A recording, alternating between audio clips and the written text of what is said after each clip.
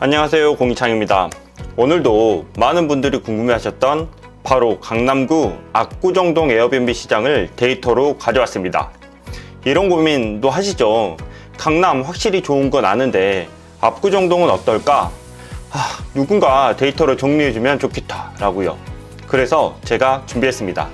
오늘 이 영상 하나면 압구정동 투자 판단 완벽하게 서실 겁니다. 압구정동 33개의 숙소 데이터를 하나하나 분석했습니다. 그럼 바로 시작해 볼까요? 이번에 제가 분석한 압구정동 에어비앤비 숙소는 총 34개입니다. 25년 10월 1일 기준으로 수집한 실제 데이터이고, 오늘 우리가 집중적으로 볼 핵심 지표는 크게 3가지로 정리했습니다. 첫 번째는 어떤 타입의 숙소는 얼마나 있고 가격은 어떻게 형성되어 있는가. 두 번째, 예약률과 평점, 즉 실제 성과는 어떤가. 세 번째, 허가 유형별 현황과 리스크는 어떤가. 이 3가지만 제대로 이해하시면 압구정동 투자 판단 완벽하게 하실 수 있을 겁니다. 자, 그럼 본격적으로 들어가 볼까요? 압구정동 숙소 구성 분포입니다. 전체 34개 숙소 중 원룸이 13개로 38.2%를 차지합니다. 투룸도 똑같이 13개로 38.2%예요. 즉 원룸과 투룸이 전체의 76.5%를 차지하는 거죠. 3룸 이상 대형 숙소는 단 2개, 5.8%밖에 안 되고, 개인실 형태의 스튜디오는 6개로 17.6% 정도 운영되고 있습니다. 만약 여러분이 자본가라면 원룸으로 시작하는 게 경쟁 구도를 파악하기 좋고, 만약 초보 호스트라면 투룸으로 시작해 볼 수 있겠죠. 그럼 가격은 어떨까요?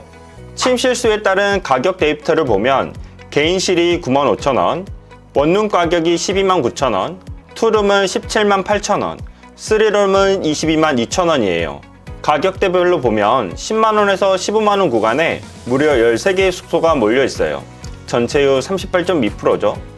15만원에서 20만원 구간까지 합치면 21개로 전체의 61.8%입니다. 이 구간이 경쟁이 가장 심한 가격대입니다. 이 구간에서 창업을 한다면 차별화가 필요하고, 아니면 20만원 이상 프리미엄으로 가거나 10만원 이하 가성비로 승부를 보셔야 합니다.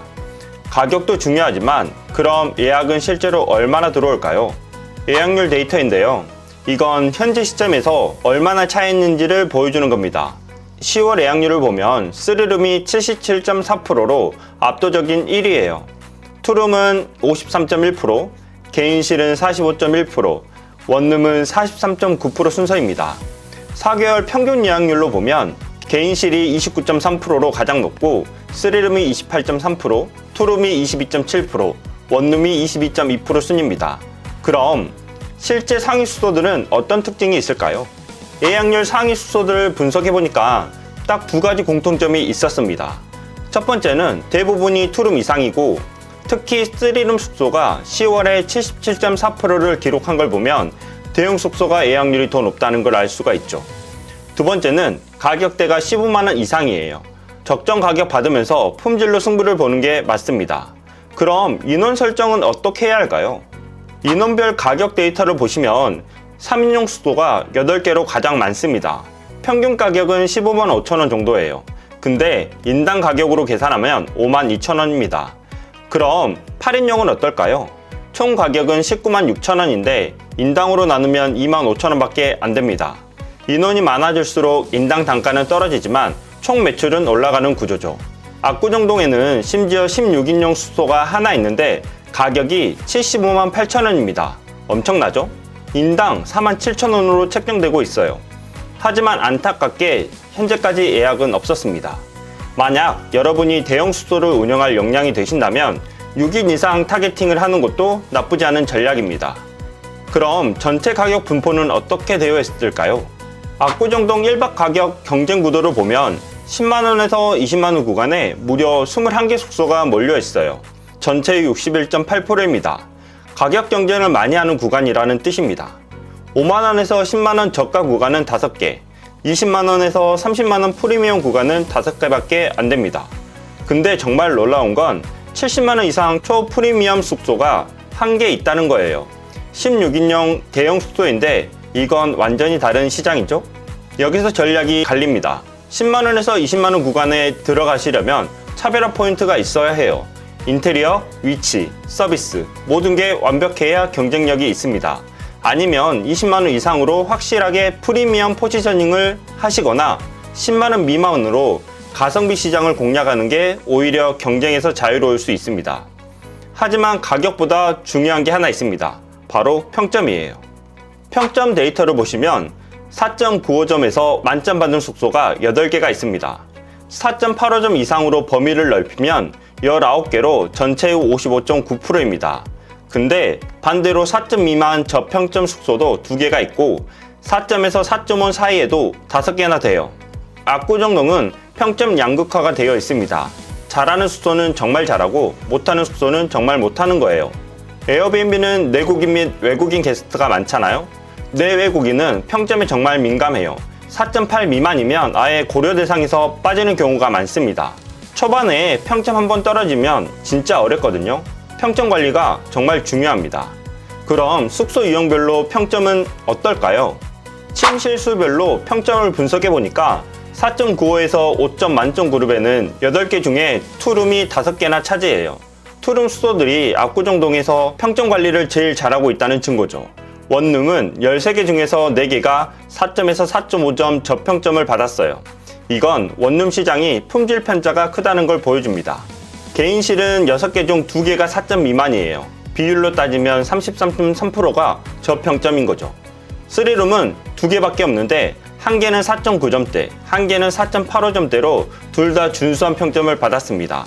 여기서 인사이트로 보면 투룸이 압구정동에서 가장 안정적으로 운영할 수 있는 타입이라는 겁니다.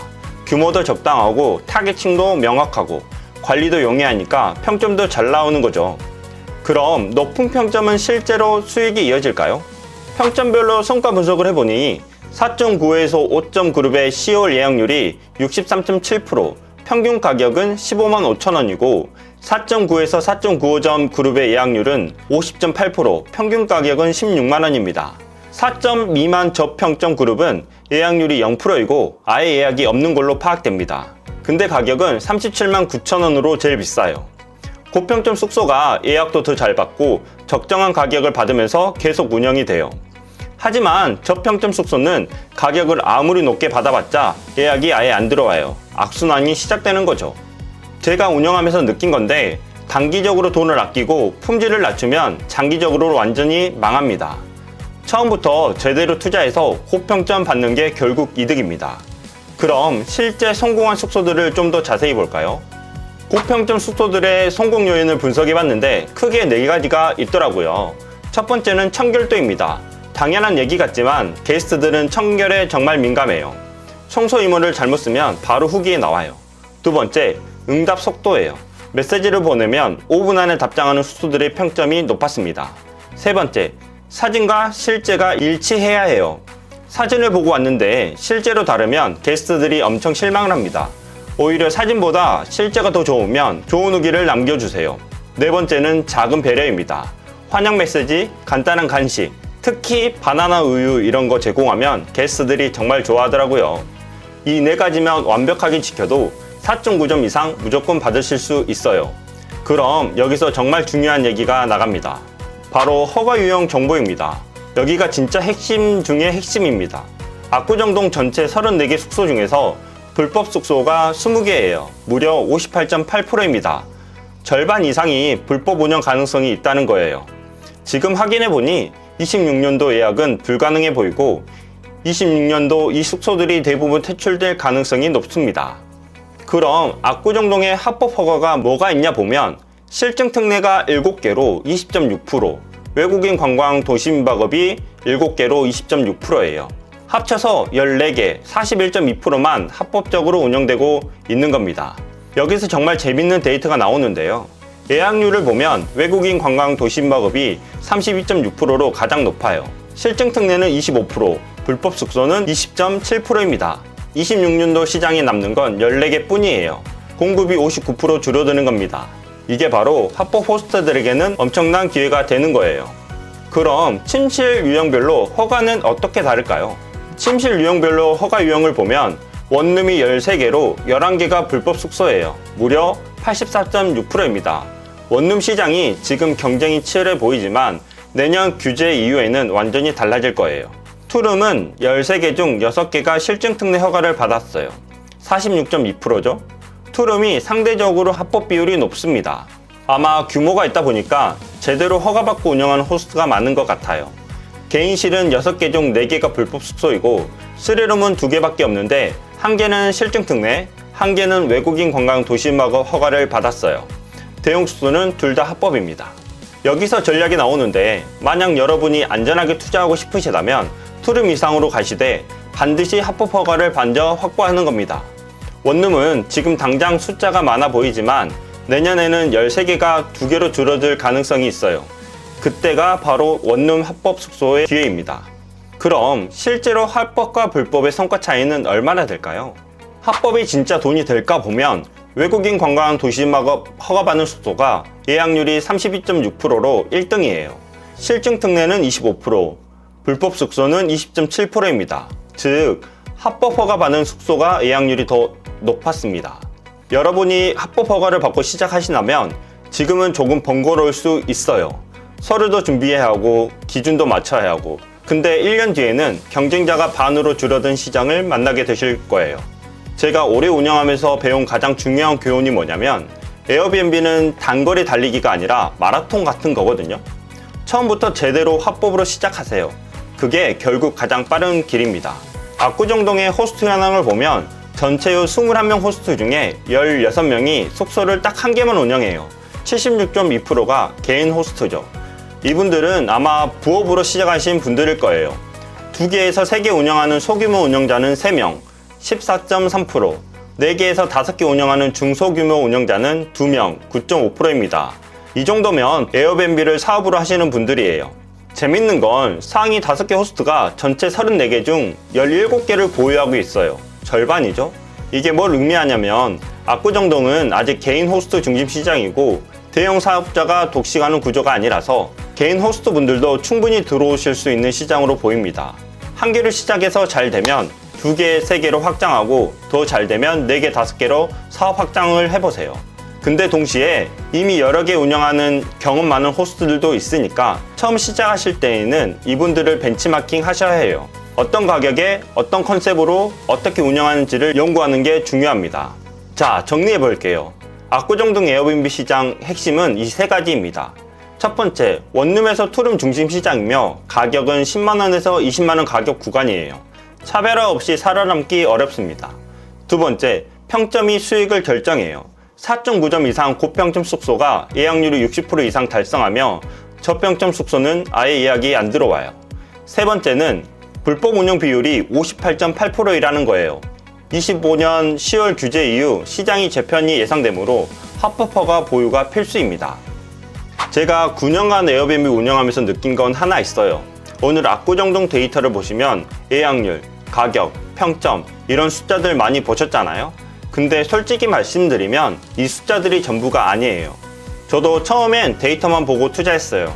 예약률 높은 지역, 가격 좋은 숙소 유형 이런 거 다 계산해서 완벽하게 준비했죠. 근데 어느 순간 깨달았어요. 이거 단순히 숙박 공간 빌려주는 게 아니구나. 진짜 중요한 건 사람과 사람이 만남이더라고요. 여러분, 에어비앤비 시작하실 때 데이터 보는 것도 중요하지만 이거 하나만 기억해 주세요. 게스트는 그냥 잠자리만 찾는 게 아니고 그 도시에서 특별한 경험, 따뜻한 환대, 집 같은 편안함을 찾는 거거든요. 그걸 줄 수 있는 사람이 진짜 성공하는 호스트입니다. 이런 건 데이터에 안 나와요. 근데 이게 바로 4.95점 이상과 4.8점 이하의 차이예요. 재예약과 일회성의 차이이고 장기 성공과 단기 실패의 차이예요. 여러분도 하실 수 있습니다. 데이터는 제가 알려드릴 수 있지만 실행은 여러분의 각자 몫입니다. 혹시 궁금한 지역이 있으면 댓글로 알려주세요. 제가 직접 데이터를 수집해서 영상을 만들어 드릴게요. 여러분의 투자 판단에 정말 도움이 되는 콘텐츠를 만들고 싶거든요. 오늘 영상이 도움이 되셨다면 구독, 좋아요 부탁드립니다. 감사합니다.